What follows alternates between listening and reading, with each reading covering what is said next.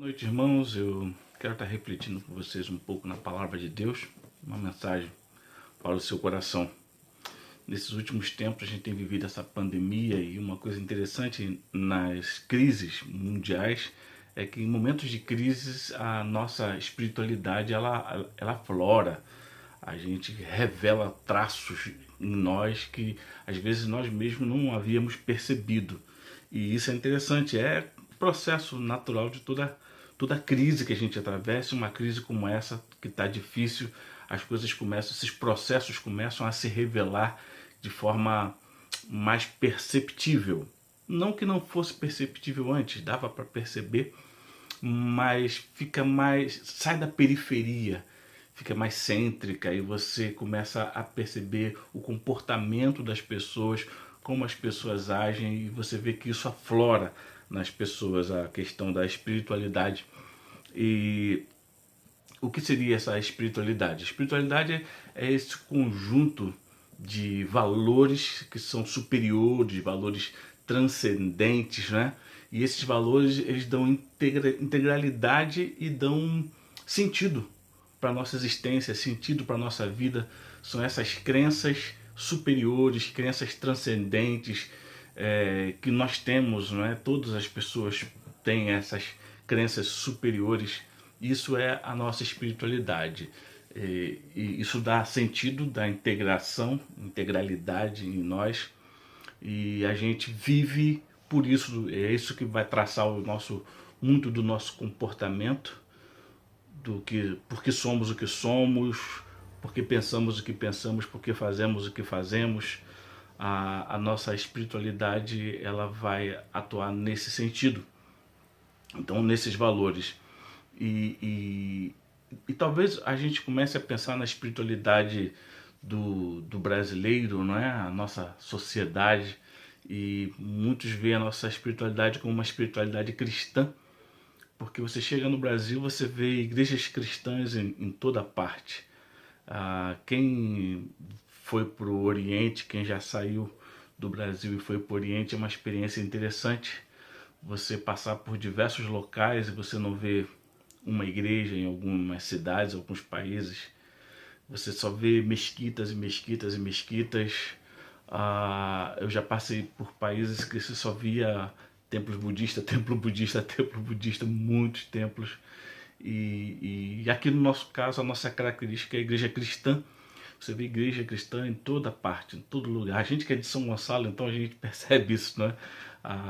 Quase a cada esquina você encontra uma igreja evangélica, não é? Então as pessoas olham e dizem, essa é a espiritualidade do brasileiro. O brasileiro é um povo cristão, o povo brasileiro é um povo religioso. Então dá aquela tentação de querer medir a nossa espiritualidade a partir da nossa religiosidade, que não é a mesma coisa. Há uma certa similaridade, mas a espiritualidade está para além da própria religiosidade. Porque se a gente vem nos templos, a gente vai olhar toda a devoção, a liturgia que é feita naquele lugar, as oferendas, as ofertas, a vibração, a emoção do momento, e a gente pode traçar. Essas pessoas são cristãs, devotas, são cristãs entregues, piedosas, mas para medir a espiritualidade a gente não tem que necessariamente ir apenas nos templos. Para medir a espiritualidade do brasileiro, a gente precisa ir nas ruas, como em qualquer outro país. Você precisa ir às ruas. E quando você sai às ruas, você vê como se expressa a espiritualidade, como se expressa esses valores superiores, valores transcendentes, os valores que dão sentido à existência, que dão sentido à realidade, que integra a gente enquanto pessoa. Então você vê esses valores sendo expressados nas ruas, no trato com as pessoas, com os próximos, no trato com a coisa pública, no trato com os amigos, no trato com a família, no mercado. Como é que a gente negocia, como que os entes, a gente lida com as questões políticas, como que são os nossos próprios representantes políticos que decidem a coisa pública, como que são essas pessoas. Isso vai expressando a espiritualidade de um povo. Você consegue medir a espiritualidade a partir disso. Se você sai pelas ruas do Brasil e você olha como são o trato das pessoas, como é a violência, como é tratada a questão de segurança, como é tratada a questão de saúde, você começa a perceber que há um certo distanciamento entre o que a gente vê nos templos e aquilo que a gente vê nas ruas.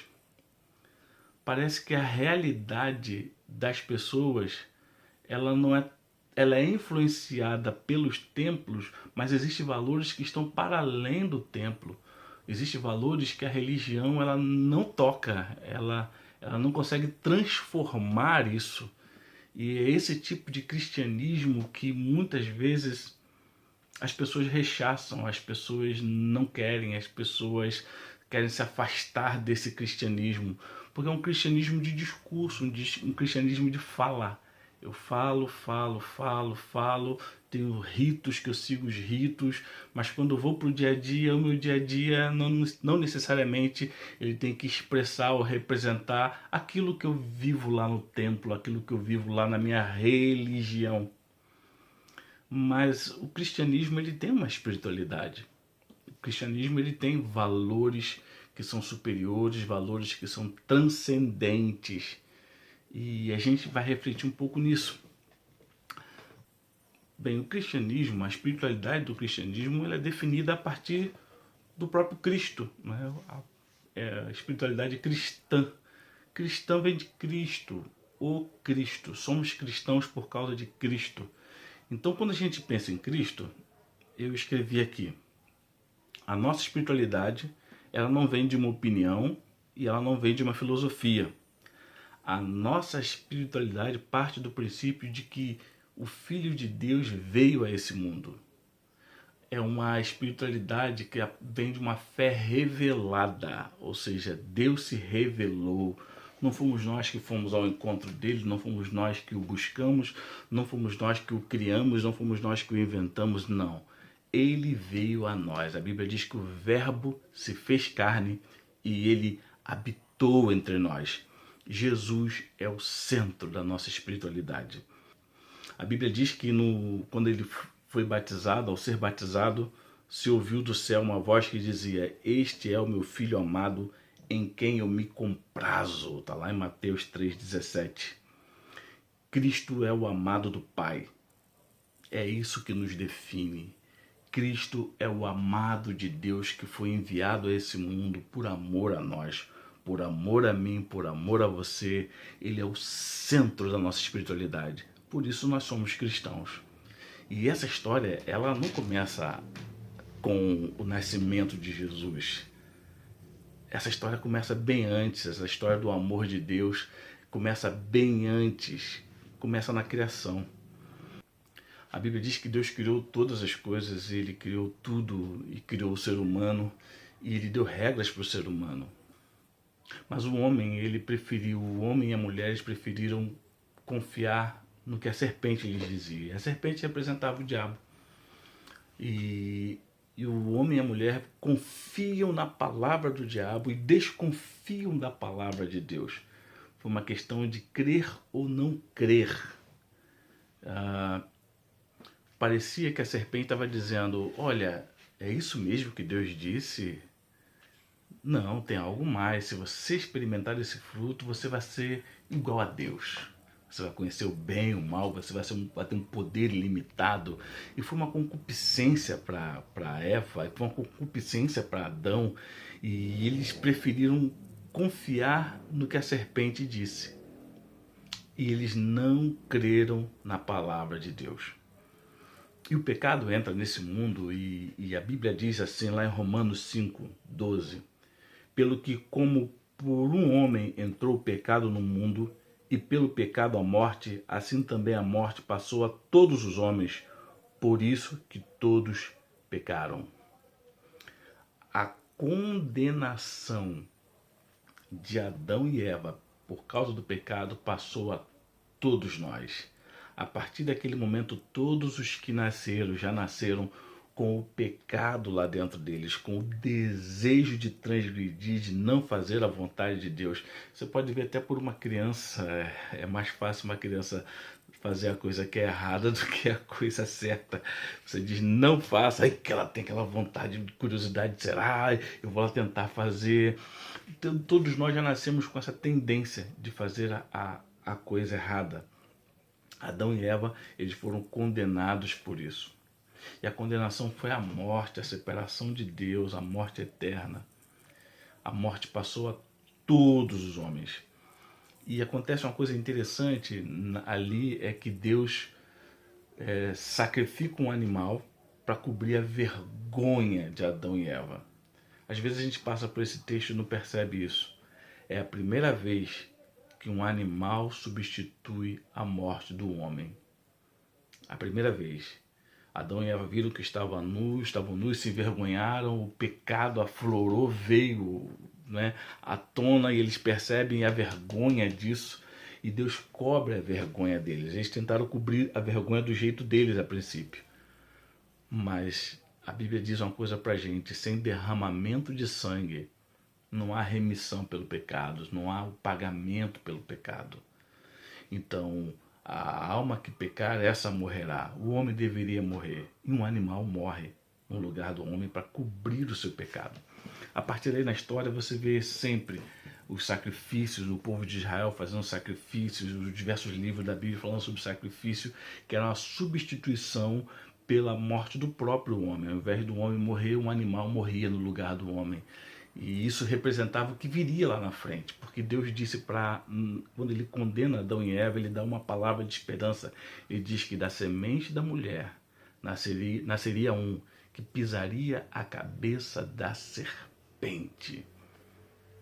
E essa palavra veio, e os seres humanos tentaram de todas as formas se ver livre da vergonha, do pecado, se ver livre da culpa, e eles criaram pontes para tentar se chegar à divindade sem se ver livre do seu pecado. E daí surgem diversas religiões que tentam resolver o problema dessa culpa, a culpa da condenação, a culpa da morte, mas não há jeito, todos nós estamos debaixo da condenação do pecado de Adão e Eva.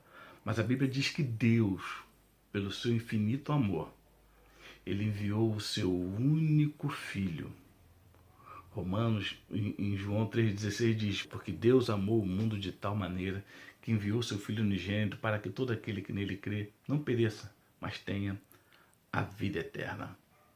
E Jesus veio a esse mundo e ele mostrou o caminho para o reino. A Bíblia diz que ele veio buscar e salvar o que se havia perdido.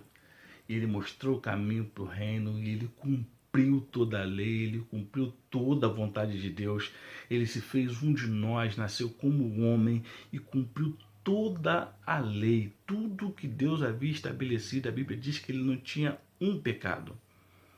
E ele foi levado àquela cruz e foi condenado naquela cruz pelo meu e pelo seu pecado.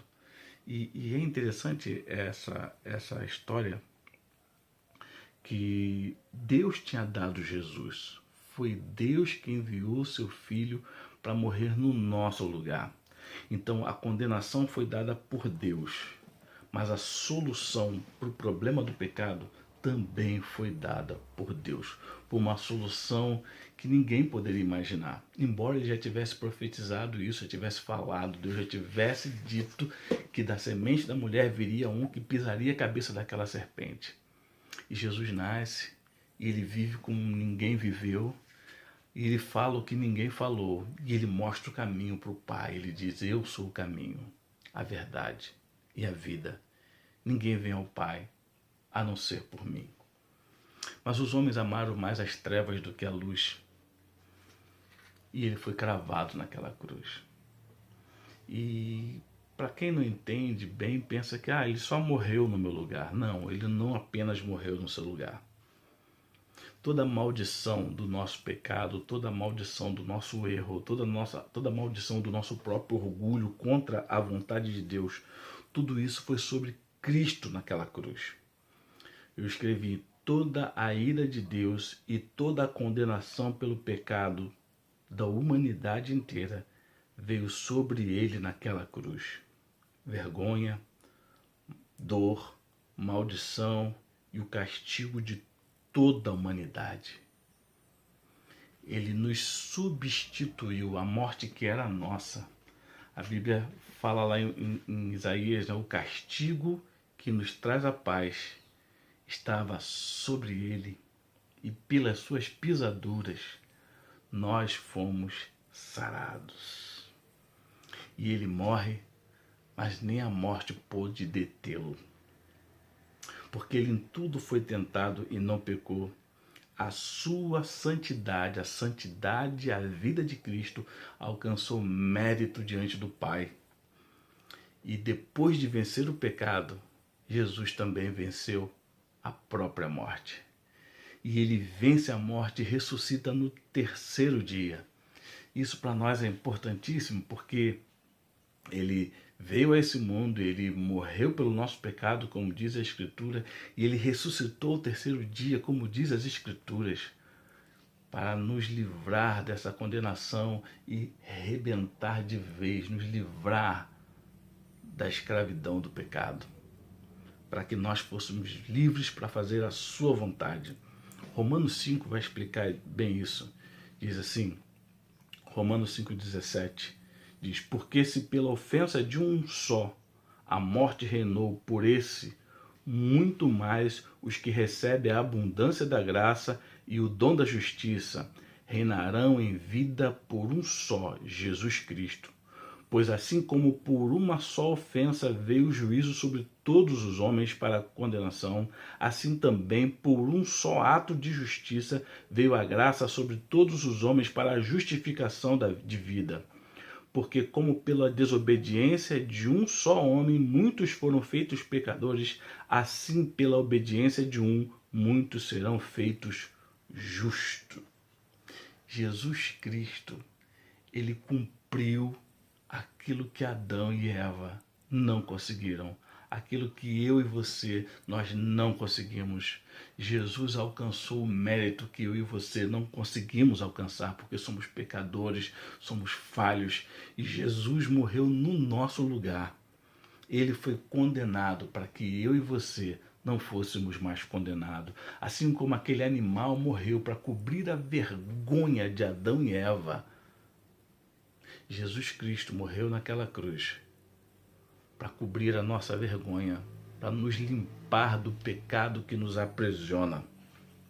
Romanos 5 também diz no versículo 6, diz: porque Cristo, estando nós ainda fracos, morreu a seu tempo pelos ímpios, porque apenas alguém morrerá por um justo, pois poderá ser que pelo bom alguém ouse morrer. Mas Deus prova o seu amor para conosco, em que Cristo morreu por nós, sendo nós ainda pecadores. Ele veio nos resgatar. Sem Jesus, a vida não tem sentido. Sem Jesus, nós somos seres faltantes, não somos seres completos, não somos seres integrais. Há uma falta no nosso coração, há uma busca que nunca termina. 2 Coríntios 5,14 diz: porque o amor de Cristo nos constrange, julgando nós assim, que se um morreu por todos, logo todos morreram. E ele morreu por todos para que os que vivem não vivam mais para si, mas para aquele que por eles morreu e ressuscitou. E o versículo 17 vai falar: assim que se alguém está em Cristo, nova criatura é. As coisas velhas já passaram, eis que tudo se fez novo. Em Cristo, meu amigo, não há mais condenação. Em Cristo, as cadeias do pecado que te prende, ela se arrebenta. E você consegue viver para a glória de Deus, viver de uma maneira digna que honre o Senhor. Uma vez eu conversava com um amigo, eu era bem mais jovem, eu conversava com um amigo e eu falava justamente disso para ele, que o pecado nos aprisiona, que o pecado ele não permite que nós sejamos livres. E ele falou assim: não, Ser crente é que é ser uma prisão. Ser crente é que te aprisiona. Falei, não, eu sou livre. Ele falou, você é livre mesmo? Ele me fez algumas perguntas. Ele perguntou assim, você pode beber cachaça? E eu falei, não. Ele falou, você pode fumar cigarro? E eu falei, não, não. Ele perguntou mais, você pode usar drogas? Eu falei, não. Ele falou, você pode ter 2, 3, 4 namoradas? Eu falei, não. Perguntou mais, ele falou, você pode ter relação, transar com quem você quiser, ter relação com quem você quiser? Eu disse, não. Ele falou, então, rapaz, isso é uma prisão, você não pode nada. Aí eu ri e falei para esse conhecido, para esse meu amigo, eu falei, você que não está entendendo, rapaz. Reparou que tudo que você falou que é liberdade, na verdade são coisas que te prendem, são coisas que vão afetar a tua relação com Deus, a tua relação com você mesmo, vai afetar a tua relação com o próximo, vai afetar a tua relação com as pessoas que você ama. Quando você está preso, você não percebe, você pensa que você está livre, mas no fundo é uma prisão. Por isso você não consegue amar plenamente, amar por completo. E eu falei justamente isso aqui para ele. Vamos dizer que a realidade é como se fosse esse círculo que está aqui. É como se fosse esse círculo. E a lei de Deus, o que Deus diz, não faça, cuidado com isso, não haja dessa maneira, abra mão disso. A lei de Deus, na verdade, ela vai marcar a área da liberdade. Lá em Tiago, ele vai falar sobre a perfeita lei. Existe a perfeita lei, a lei da liberdade. Lá em Tiago 1 vai falar disso. Existe a perfeita lei, a lei da liberdade. Como assim liberdade com lei? Existe a liberdade com a lei. Em Deus existem normas que te protegem da escravidão. Dentro da lei de Deus você está livre. Mas fora da lei de Deus você está na escravidão. E ele falou, não, como assim? Eu falei, essas normas, elas marcam para você aonde está a liberdade. Fora disso, só há escravidão. Fora da vontade de Deus, só há escravidão. Eu falei, eu sou tão livre dentro da vontade de Deus, tão livre, que eu posso sair da vontade de Deus e me tornar como você. Eu posso me tornar uma pessoa presa. Eu posso me perder nas drogas, eu posso me perder na prostituição, eu posso me perder nos meus erros, nos vícios.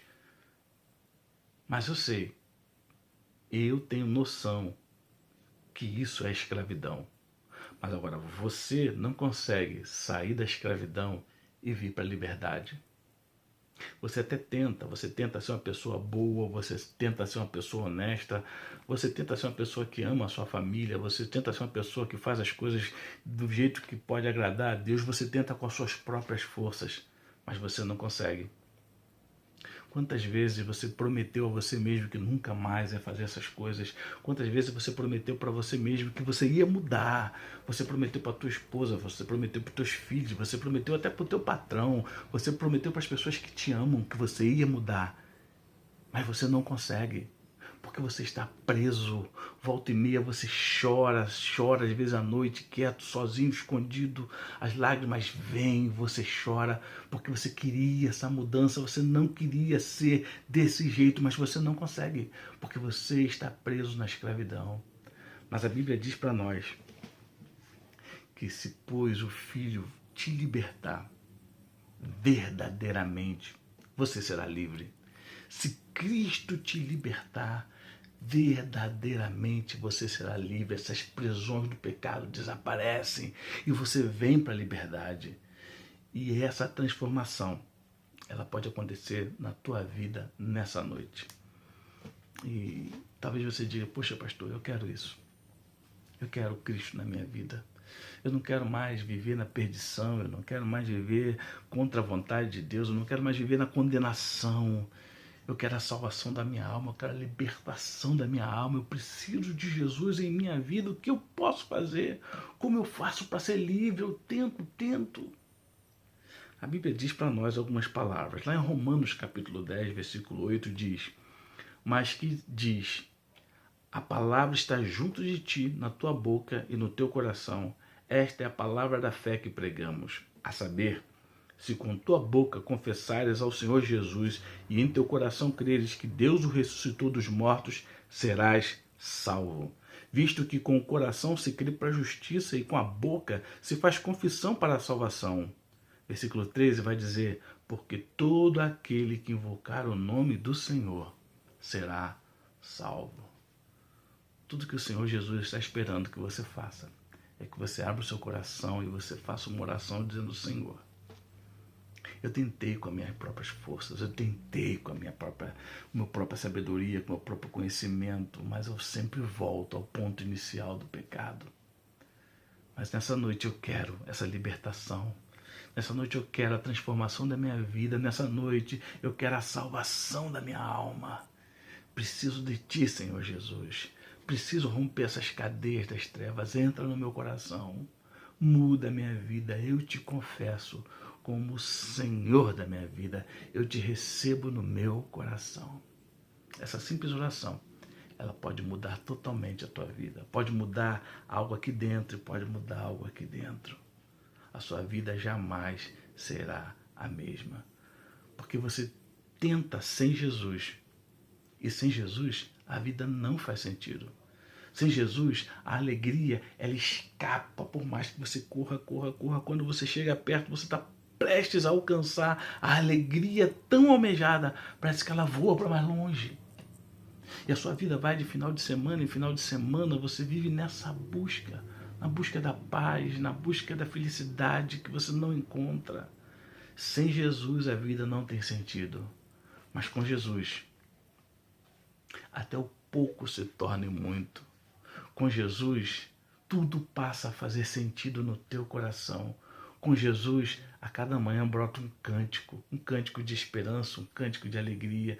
Você olha para a sua família, você olha para o teu trabalho, você olha para as coisas ao seu redor e você encontra paz. Paz porque você sabe que existe um Deus e você tem paz com esse Deus. E esse Deus faz a vida se encaixar, esse Deus faz a vida ter sentido, os teus valores mudam. A tua forma de existir muda com Jesus na tua vida. Há um cântico e eu queria que você refletisse um pouco sobre isso, sobre abrir o teu coração para Jesus enquanto você ouve esse cântico. É uma música muito bacana do Gerson Rufino, eu acho tão bonita. Toda vez que eu escuto essa música eu me emociono, porque dá para perceber como Jesus é maravilhoso. Escute essa canção e deixe Deus falar ao teu coração.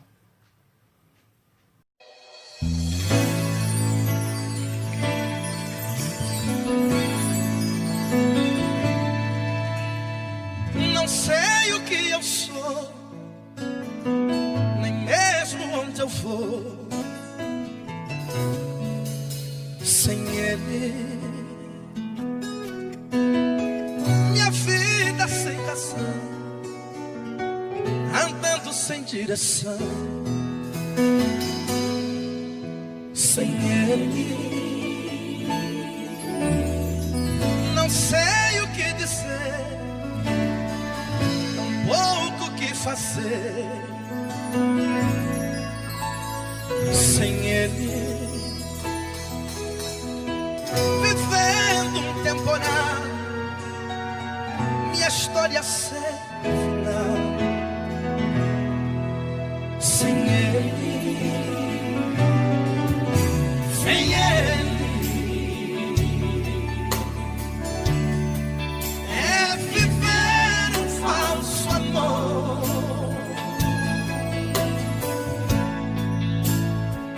ver o mundo mais sem cor.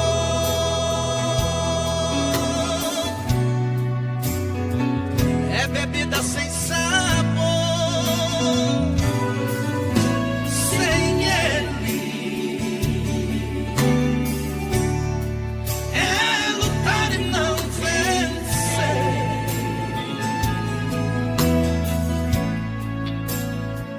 Trabalhar sem receber.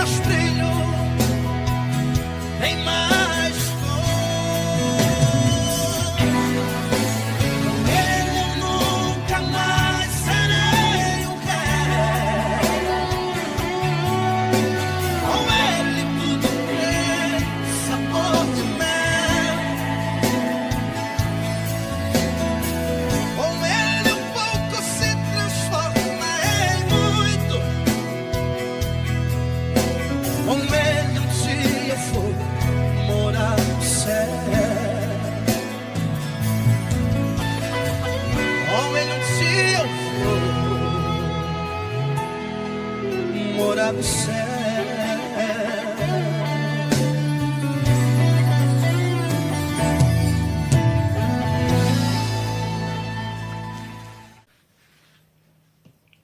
Agora eu quero orar por você. Eu quero orar por você que entendeu que sem Jesus a sua vida não faz sentido. Quero orar por você que entendeu que uma vida de religiosidade, uma vida simplesmente para cumprir uma religião, é uma vida vazia, uma vida que não tem sentido, você não tem nem a certeza da sua salvação e nessa noite você quer dizer: Senhor Jesus, eu quero ter a certeza da minha salvação, eu não quero simplesmente cumprir ritos religiosos, mas eu quero experimentar o Senhor no meu coração, na minha vida, essa mudança na minha alma, essa salvação tão maravilhosa, eu quero experimentar isso. Eu quero orar por você, aí onde você está. Talvez você esteja na sala ou no quarto, eu não sei onde você está me ouvindo, se você está no trabalho, em algum lugar, eu não sei, mas se você pode fechar os seus olhos, faça. Se você não pode, preste sua atenção e você repita essa oração comigo.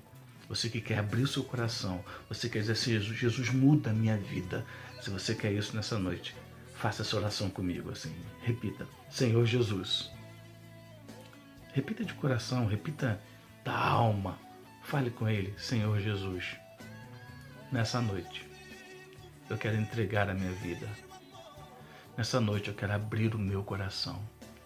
Quero te pedir perdão pelos meus pecados, pelas coisas erradas. Eu quero pedir perdão por ter andado longe. Eu quero pedir perdão por ter ouvido essa mensagem e não ter aberto o meu coração. Mas hoje eu preciso dessa transformação da minha alma. Eu preciso dessa mudança, meu Deus. Por favor, venha na minha vida. Venha em mim, Jesus, e muda, entra no meu coração e muda tudo aquilo que precisa. E, sobretudo, me dê a certeza da salvação.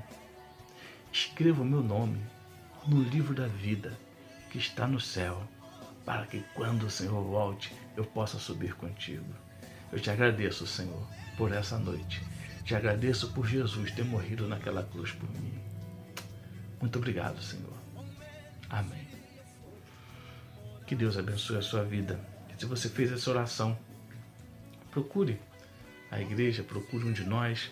Aqui tem os contatos da igreja, tem o e-mail da igreja. Aqui você pode mandar um e-mail, alguém vai mandar uma mensagem para você, vai entrar em contato contigo e procura caminhar na vontade de Deus, procura ouvir a palavra de Deus, procura se fortalecer, procura ter comunhão com outros cristãos e a tua vida nunca mais será a mesma.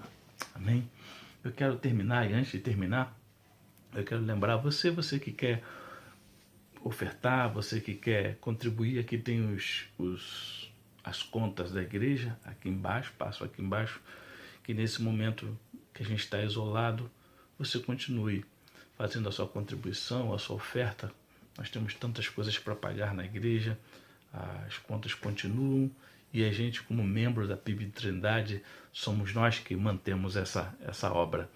E também nós temos uma campanha de ajuda, uma campanha de auxílio às pessoas que estão necessitadas, e eu quero passar o videozinho dessa campanha agora no final. Mas antes de passar o vídeo, eu quero orar terminando essa nossa reunião. Senhor, muito obrigado por esse tempo, muito obrigado por esse momento que passamos aqui, que o Senhor possa abençoar a nossa vida, que o Senhor possa dar graça e que nós possamos ter a proteção do Senhor. Abençoa aqueles que estão em casa, aqueles que estão preocupados com o seu emprego, preocupados com a sua família. Traz saúde, Senhor. Traz saúde para cada um que está ouvindo, cada um que clama. Se tem alguém enfermo, se tem alguém preocupado com algo, que o Senhor possa intervir, transformar essa realidade. Confiamos no Senhor. Dá-nos uma noite de descanso, uma noite tranquila, em paz, na tua presença, em nome de Jesus. Você pode dizer amém? Que Deus abençoe ricamente a sua vida.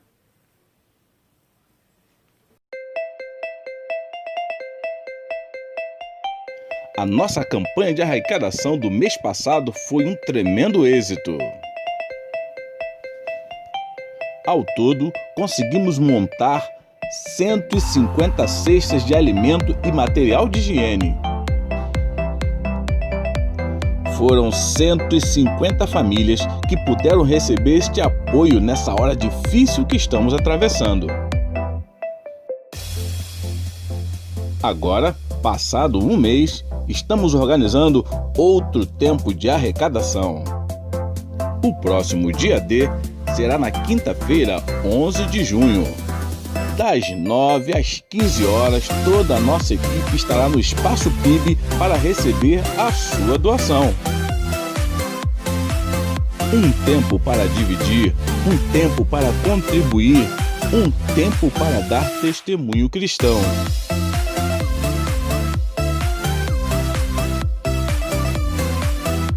Quinta-feira, 11 de junho, dia D de doação.